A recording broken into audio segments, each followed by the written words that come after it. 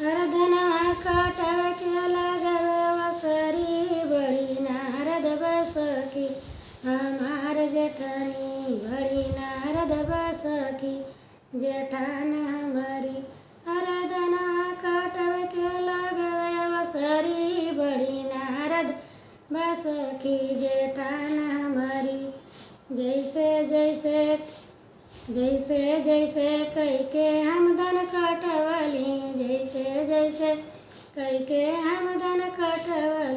अरे पीटा बद के लगवे वसरी बड़ी नारद बसकी जेठान हमारी।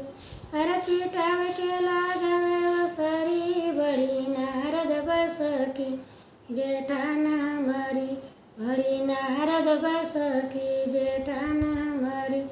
धनवा काटव के लगवे वसरी बड़ी नारद बसकी जेठान हमारी बड़ी नारद बसकी जेठान हमारी।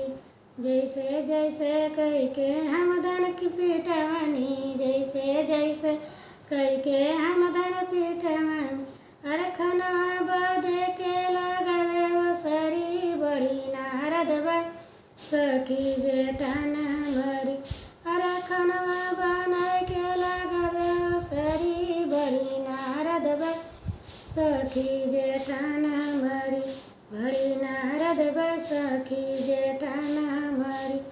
अरधनवा काट के लगवे वसरी बड़ी नारद बसकी जेठान हमारी बड़ी नारद बसकी जेठान हमारी। हरदम गरवा में झगड़ा लगावे ओ झगड़ा लगावे। कैसे करब